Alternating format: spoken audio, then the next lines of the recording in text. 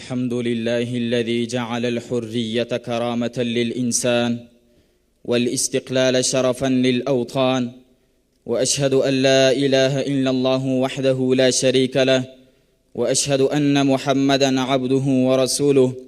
أما بعد، سلام عليكم بعدد ما رفرفت رايات الحرية في سمائنا، وبعدد من قدموا الدماء لتشرق شمس الاستقلال.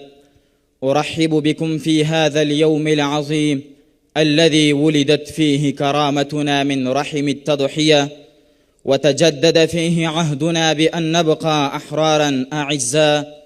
فما أكرم هذا الجمع، وما أعظم أن نحتفل لا بيوم بل بتاريخ صنعه الشهداء وزينه الصادقون. أيها الحضور الكرام، الاستقلال ليس مجرد خروج الاستعمار من أرضنا، وليس مجرد نشيد نردده أو علم نرفعه، بل هو حياة كاملة وكرامة للأمة وصوت للحق ومسؤولية عظيمة تقع على عاتق كل فرد في هذا الوطن.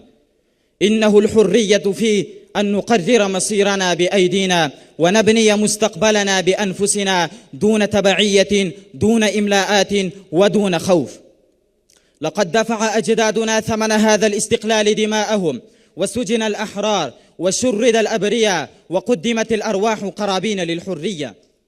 وهنا أتذكر قول شيخ الإسلام ابن تيمية رحمه الله: الحرية هي أن يكون العبد عبداً لله وحده، لا عبداً للخلق. فمعنى الحرية الحقيقية أن لا يذل الإنسان ولا يهين نفسه إلا لله الواحد القهار. ويقول الإمام مالك بن أنس رحمه الله: إذا رأيت قوما يجبرون على أمر ويمنعون من قول الحق فاعلم أن الحرية قد ضاعت. فندرك من هذا أن الاستقلال ليس فقط استقلال الأرض، بل استقلال الكلمة والفكر والعقيدة. أيها الإخوة، لننظر اليوم إلى حال بعض الدول في العالم، فسنجد الفارق واضحا بين الدولة المستقلة والدولة الغير مستقلة. دولة نالت استقلالها ورفضت أن تكون تابعة للغير، بنت مؤسساتها وطورت صناعاتها ورفعت اقتصادها بسواعد أبنائها، وقرارها ينبع من داخلها وسيادتها لا تملى عليها. وعلى الطرف الآخر انظروا إلى بعض الدول التي ما زالت ترزح تحت الهيمنة الأجنبية أو الاحتلال العسكري، كفلسطين المحتلة التي يعاني شعبها من فقدان أبسط الحقوق. يمنعون من حرية التنقل والتعبير، ويهدم بيوتهم وتقيد كلمتهم. أليس هذا دليلا قاطعا على أن الاستقلال هو أساس الكرامة وأصل الحياة الكريمة؟ ما قيمة الاستقلال إذا بقينا أسرى للجهل أو عبيدا للشهوات أو صامتين عن الحق؟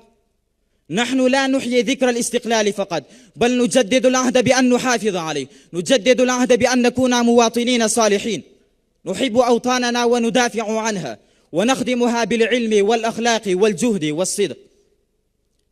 أيها الإخوة الكرام، اعلموا أن واجبنا لا ينتهي بخروج المستعمر، بل يبدأ من هنا. واجبنا أن نبني وأن نعلم وأن نزرع وأن نصنع وأن نرفع راية هذا الوطن في كل مجال.